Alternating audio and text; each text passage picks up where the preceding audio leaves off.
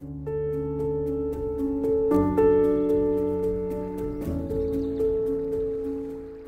m'appelle Jules et je viens d'emménager en Indre-et-Loire.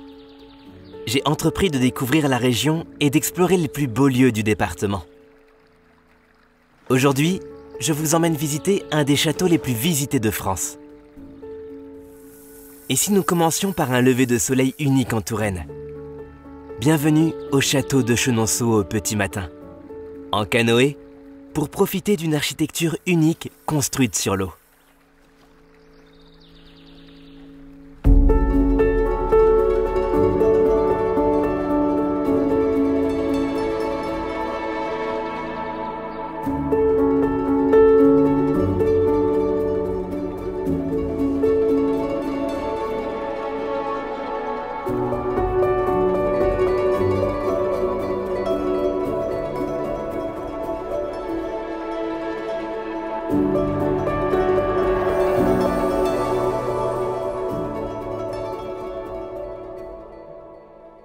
Chenonceau a été construit, aménagé et transformé par des femmes, chacune apportant sa touche à l'édifice. Il est imaginé par Catherine Brissonnet en 1513, puis, dès 1547, enrichi par Diane de Poitiers et agrandi sous Catherine de Médicis. Il devient un lieu de recueillement avec la Reine Blanche, Louise de Lorraine. Puis, il est sauvegardé par Louise Dupin au cours de la Révolution française, pour être finalisé par Madame Pelouse. En référence au grand nombre de personnalités féminines qui en ont eu la charge, il est surnommé le Château des Dames.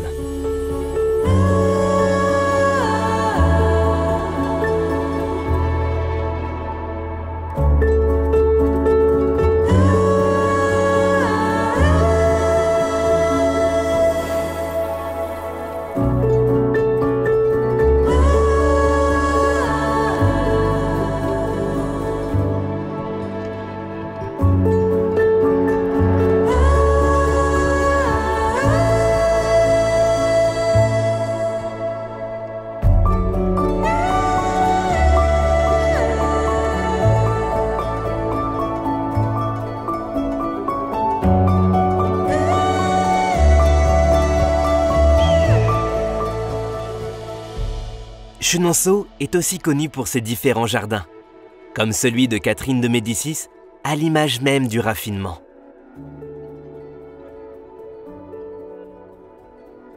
Les allées du jardin Médicis permettent une magnifique vue sur la façade ouest du château. Celui de Diane de Poitiers, avec 12 000 m², plus imposant, permet de découvrir la façade est de Chenonceau.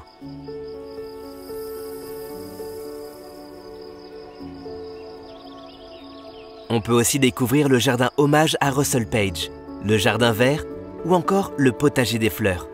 Le tout entouré de bois pour des promenades à l'abri des regards.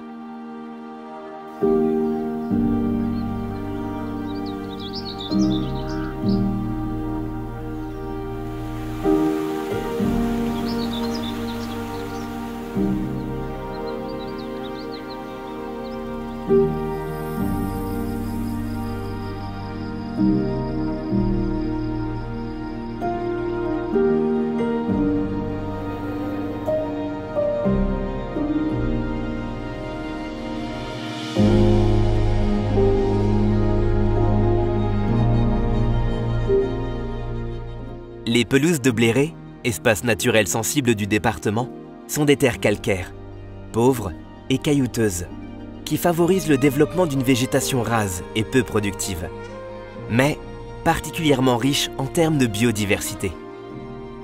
Le nom du site, les Grandes Fontaines, provient des sources de l'ère Penty, qui sont utilisées par l'homme depuis l'époque gallo-romaine.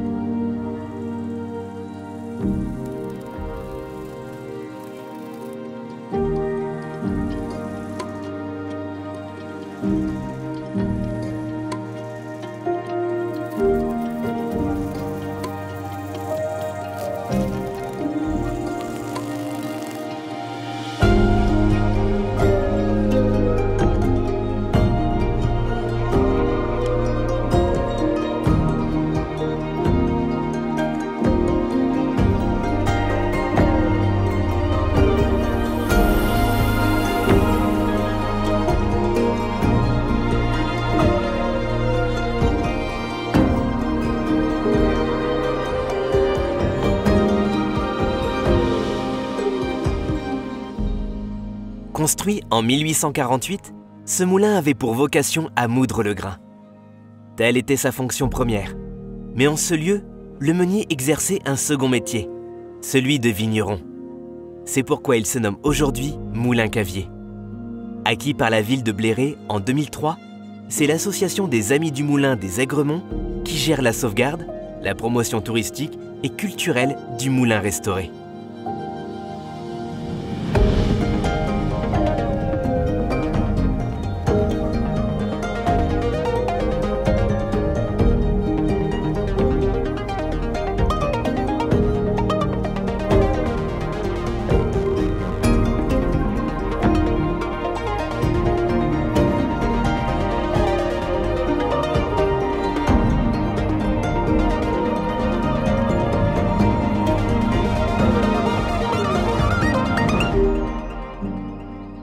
Au cœur de la Touraine, découvrons un château de caractère dominant un vallon verdoyant. Une visite sonorisée nous plonge dans l'intimité familiale des propriétaires du château de Montpoupon au travers de pièces encore richement meublées.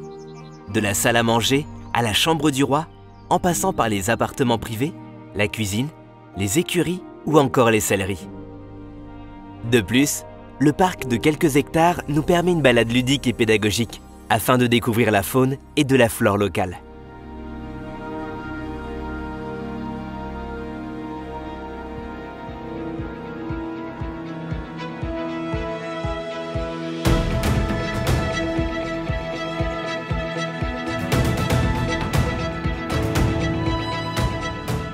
Le château de Nitray a été construit au XVIe siècle pour remplacer un château plus ancien, datant probablement du XIIIe siècle.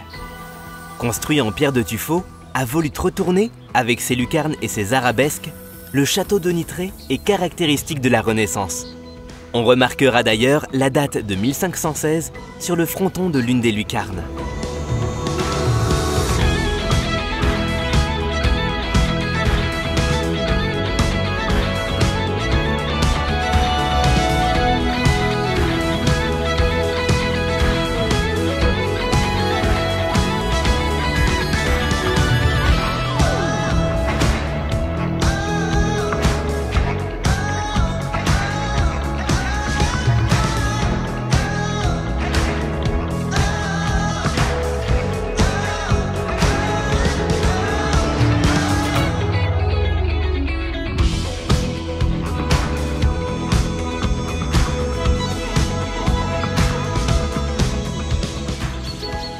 Au cœur de la vallée de la Loire, tout proche de Chenonceau et d'Amboise, le château de Fontenay nous accueille. Propriété proposant des chambres au premier étage du château et des gîtes dans son parc. Domaine viticole en pleine nature, aujourd'hui, les séjours œnologiques avec dégustation et autres ateliers culinaires y sont proposés.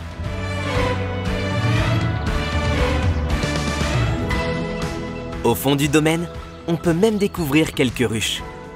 Les abeilles représentent 90% des insectes pollinisateurs et sont essentielles à la reproduction de nombreuses plantes et à la production de fruits. 90% des espèces végétales à fleurs dépendent uniquement des insectes pollinisateurs pour leur reproduction. Ainsi, ils sont de véritables alliés de la santé des écosystèmes et du maintien de la biodiversité.